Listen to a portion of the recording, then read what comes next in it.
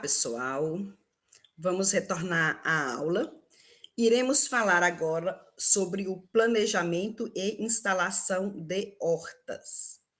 É muito importante escolher bem o terreno no qual iremos fazer a implantação da horta.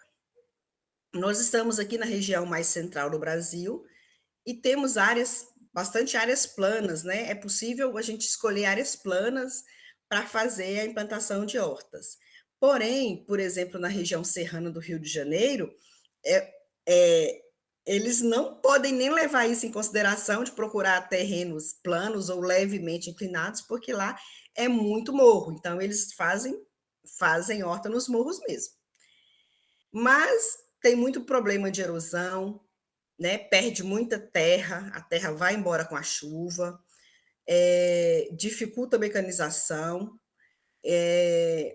os rios, tem muitos rios e córregos assoreados, né? Entupidos de areia e terra. Mas, além de grandes hortas, a gente sempre tem que lembrar que é possível produzir produzir hortas, né? Em pequenas áreas. No fundo de casa, fazer canteirinhos de tijolo, balde velho, caixa d'água, lata, pneu, dá para a gente fazer hortas, né, pequenas, mas é sempre importante que esses materiais, esses recipientes, tenham pelo menos 20 centímetros de profundidade, né, um pouco mais que um palmo, para o sistema radicular se desenvolver. Também, esses recipientes têm que ser furados no fundo, né, para permitir a drenagem da água, senão fica encharcado. Quais são as ferramentas necessárias? Vai depender do tipo de horta. Está fazendo uma pequena horta? Está fazendo uma horta média? Está fazendo uma horta para produção de cebola lá em Cristalina, por exemplo. Aí é tecnologia de ponta, né? Maquinários ultramodernos. Então, como a gente já disse, é possível, desde o pequeno agricultor ao grande produtor, produzir hortaliças. É possível ainda as pessoas cultivarem hortaliças até em apartamentos. A gente viu na pandemia agora o tanto de gente que começou a interessar por produzir hortaliças em pequenos espaços. Então, é importante analisar isso. Que tipo de hortas estamos falando, né? Mas vamos citar aqui, dar maior foco para a produção comercial de hortaliças ou a produção para agricultura familiar. Então, antes da gente iniciar o cultivo da hortaliça, a gente precisa fazer um estudo da fertilidade do solo. Aqui na região do Cerrado, a gente tem três problemas na fertilidade do solo. Primeiro, a gente tem solos muito ácidos, tá? Os solos ácidos, eles vão dificultar a absorção de alguns nutrientes, tá? A gente tem solos com muito alumínio. O alumínio ele é tóxico para as plantas, ele é tóxico para as raízes, eles dificultam, a raiz não se desenvolve bem onde tem muito alumínio. E também a gente tem solos com pouco fósforo disponível. O fósforo está lá no solo, mas a planta não consegue pegar o fósforo. E o fósforo é um nutriente muito importante. Também a gente tem solos, além de pouco fósforo, pouco cálcio e magnésio. Então, a gente precisa corrigir isso.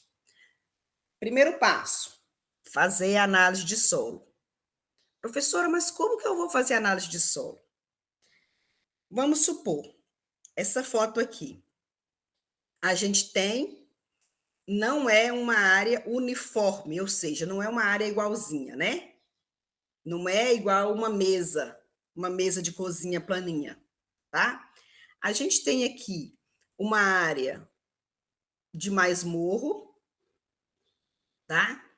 O morro aqui, o relevo aqui é diferente desse relevo. Aqui também é diferente, tem um pouquinho de pasto.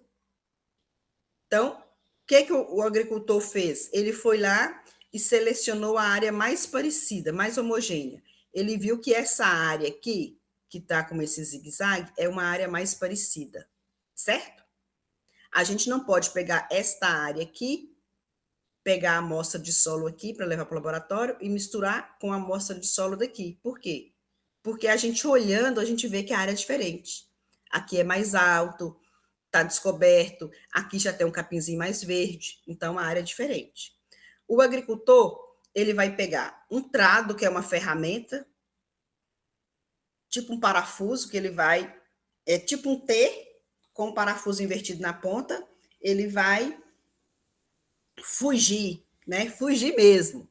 Ele vai tirar a amostra de solo, mas ele tem que fugir de caminho de formiga, formigueiro, curral, esterco de gado, tá? Por quê? Porque se você pega uma amostra de solo num curral, vai estar rica em nutrientes. Se você pega a amostra de solo numa terra de formigueiro, aquela terra de formigueiro, a formiga trouxe lá de 3 metros de profundidade ou mais. Então, não é aquela terra que está em cima ali nutrindo as plantas, é aquela terra lá de baixo. Você não vai plantar a hortaliça lá embaixo, né? 3 metros de profundidade. Então, a amostra de solo tem que ser aquela amostra que representa a área, certo? Tem que ser representativa. Então, a pessoa vai andando em zigue-zague, coletando amostras de solo. Se ele não tiver um trado, pode usar também um enxadão. E ele vai separar a amostra. Geralmente, a gente faz a amostra de 0 a 20 centímetros, né? Na parte mais superficial do solo. E faz outra amostra separada de 20 a 40 centímetros, tá? E aí você vai com 2 baldes. Um balde vai pegar a terra de 0 a 20 centímetros. Um outro balde vai pegar a terra de 20 a 40 centímetros. Andou aqui, pegou a amostra. Vai andando em zigue-zague. Ou, aqui tem um formigueiro. Não vou tirar a terra aqui. Ah, parei aqui perto de um esterco de gado. Não vou tirar aqui. Ah, parei aqui. Tinha uma árvore morta, uma árvore antiga, toda podre. Também não vou parar ali, porque ali vai estar mais rico em nutrientes, né? Vai andando em zigue-zague, zigue-zague, vai pegar essas amostras, misturar bem a amostra de 0 a 20 centímetros, as amostras, né? Misturar bem as amostras de 20 a 40 centímetros. Misturou, misturou, misturou, tira uma amostrinha menor ali, que representa todas essas áreas, coloca num saquinho plástico, identifica com o nome da área. Por exemplo, essa área aqui, você vai chamar essa área aqui de gleba 1, área 1. Essa daqui, você pode chamar de área 2, área 3, área 4, né? Você sabe que essa área aqui é área 1. Quando sair o resultado da análise de solo, vai chamar essa área aqui de área 1. Você vai lá, a área 1 é essa área aqui, ó. Então, eu vou interpretar como é que está esse solo. Vai mandar, gente, para um laboratório credenciado, né? Não vai mandar para qualquer laboratório, não. Um laboratório credenciado para fazer uma boa análise de solo.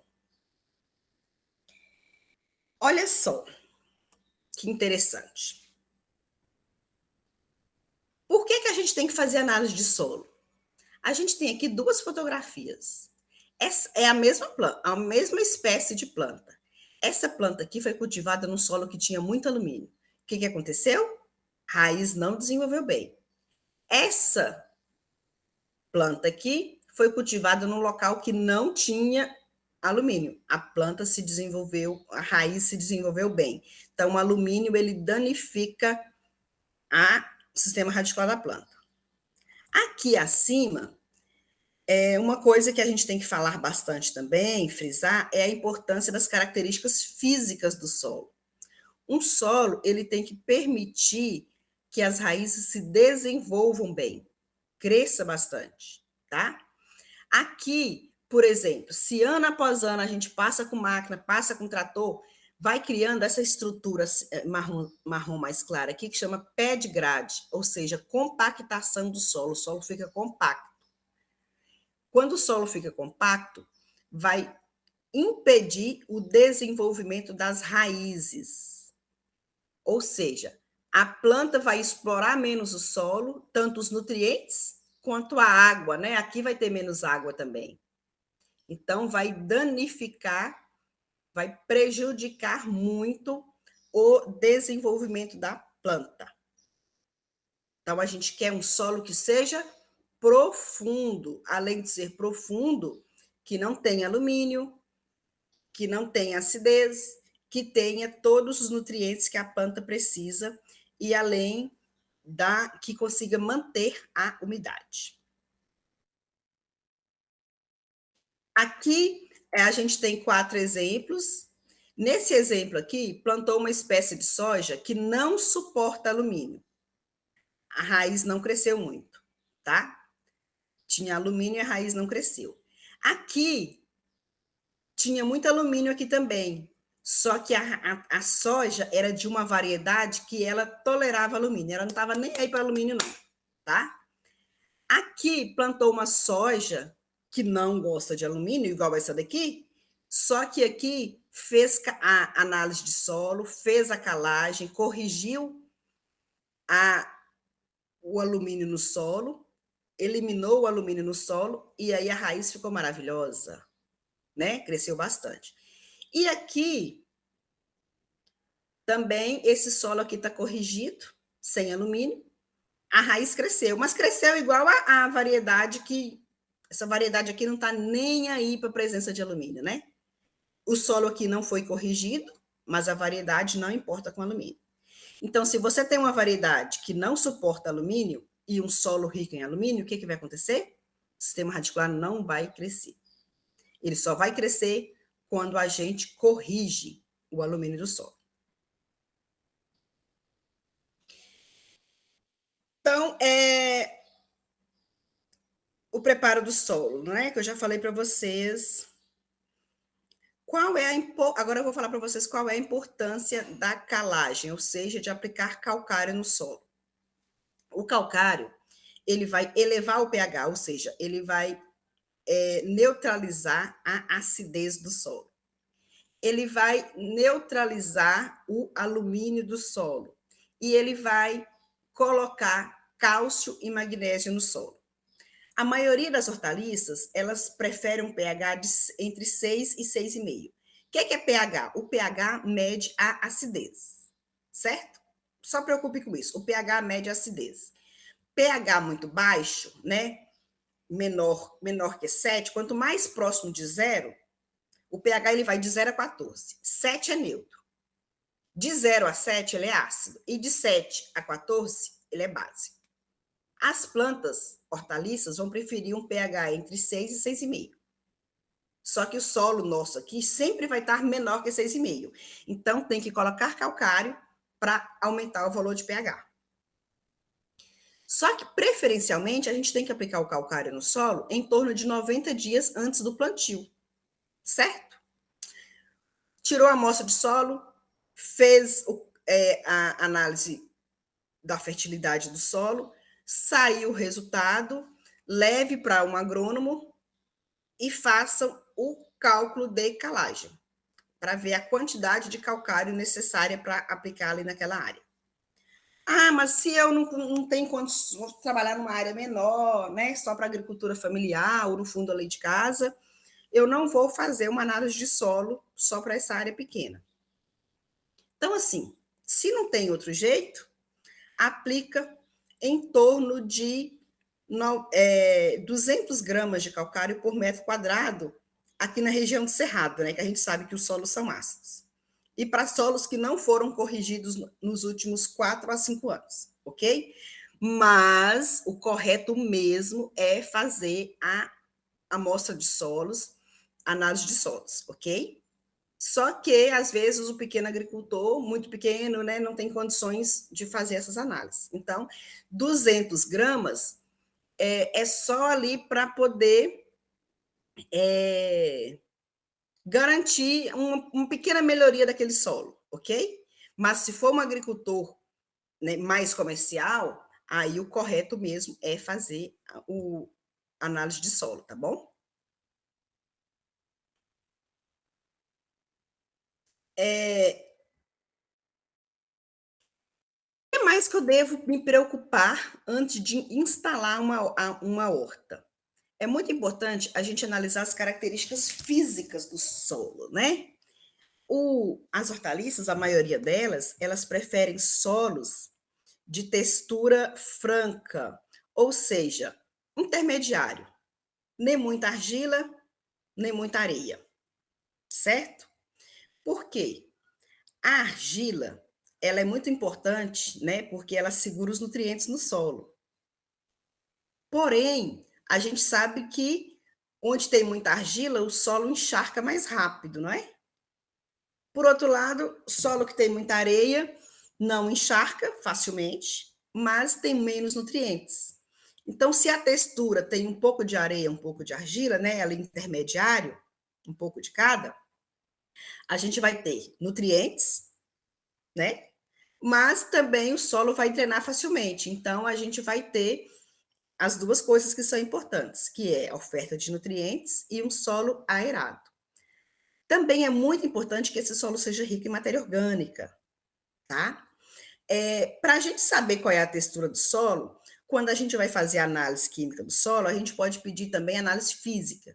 E aí, o resultado fala quanto de areia, silt e argila que tem. Mas o que é areia, silt e argila? Tamanho de grãozinho de terra, ok? A parte mais grossa da terra, tirando as pedrinhas, né? Lógico, a parte mais grossa é a areia, que é o tamanho de areia que a gente vê aí, areia de pedreiro. Menor que a areia é uma partícula que chama silt, e a parte menorzinha é a argila. A argila, gente, é o que a gente utiliza para fazer telha, tijolo, cerâmicas, né? Artesanato de cerâmica é a argila. Então, a argila ela é tão pequenininha que a partícula é tão pequenininha que quando a gente faz uma cerâmica, ela fica lisinha. Você passa a mão na telha, o ideal é a gente nem sente a presença de areia, né? Porque a partícula é bastante fina. Importante também analisar a insolação do canteiro, tá? É muito importante que o sol ele passe ao longo do canteiro. Por quê? O sol, além de ser importante, porque a planta vai fazer fotossíntese e precisa de sol, o sol também, gente, acaba que a incidência de luz solar e do calor também consegue até diminuir a incidência de algumas doenças, né? Consegue diminuir, pode conseguir diminuir a infestação de algumas pragas, tá? A gente viu agora na época da pandemia os médicos falando é importante deixar a casa arejada, deixar a entrada de luz solar. Então, às vezes, a gente nem preocupava muito com isso, né? Ainda mais a gente que mora num lugar frio, a gente prefere gostando mais da sombra, mas é muito importante a luz solar entrar na nossa casa, por exemplo, porque ela consegue, digamos assim, desinfetar os espaços também. Então, é muito importante que a luz solar ela passe em todos os canteiros, né? E aí, essa posição aqui, o Sol nasce nesse ponto aqui e morre aqui. Então, está passando ao longo do canteiro. Aqui é porque dá a entender que os canteiros são nesse sentido, né? Mas o canteiro é toda essa parte aqui. Ó. Então, o canteiro é importante que o Sol passe em cima desse canteiro. O outro canteiro está aqui do lado, né? O Sol também vai passar em cima dele. É importante que a área tenha disponibilidade de água, tá? De preferência que a represa ou rio passe numa cota mais alta do que a propriedade, tá? Ou seja, que essa água venha por gravidade. É importante, não é necessário, tá bom? Por quê? porque aí tem uma economia no bombeamento da água. Por exemplo, na casa dos meus pais, na roça deles, a água vem da cachoeira. Então, a água desce por gravidade. Consegue irrigar com as pessoas, tudo por gravidade. Se o rio tivesse abaixo da propriedade, teria que bombear a água até a propriedade. Então, seria um gasto maior com energia, tá bom? Não tendo outra opção, tem que utilizar energia, utilizar bomba para bombear essa água.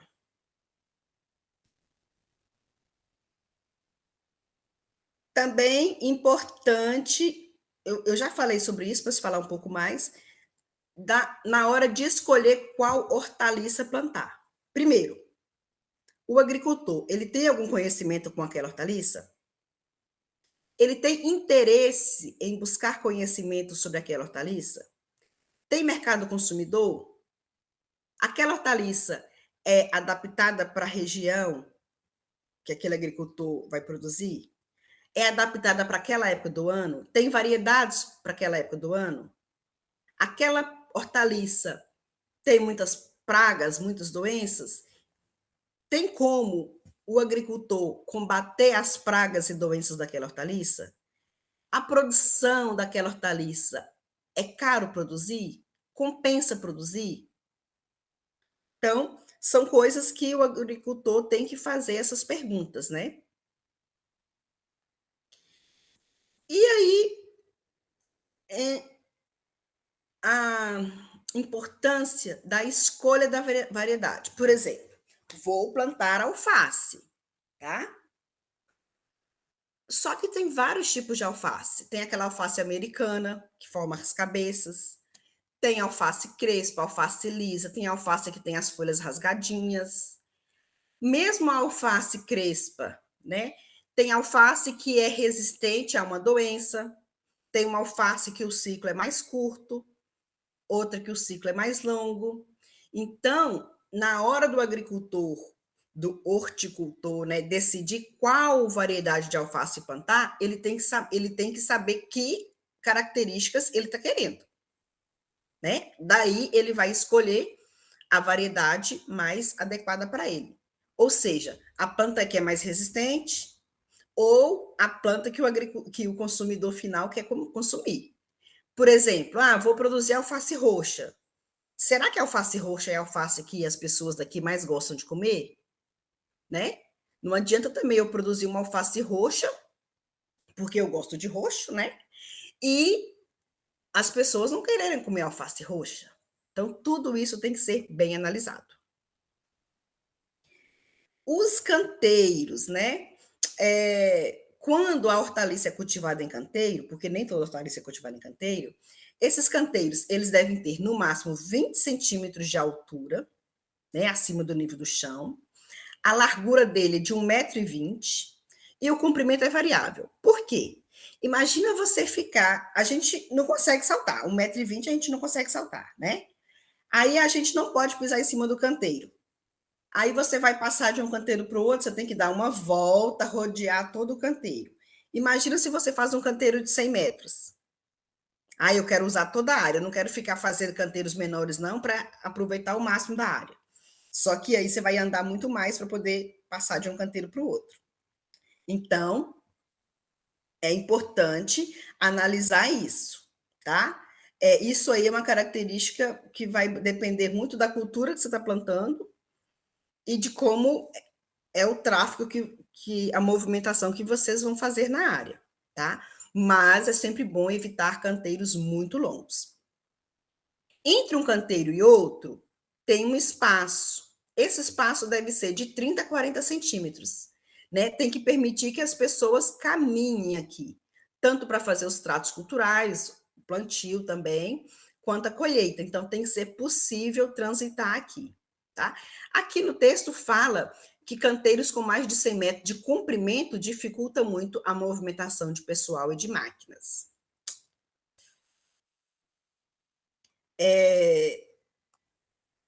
Era isso. As informações mais importantes sobre a implantação de uma horta. Muito obrigada, espero ter sido clara. Até!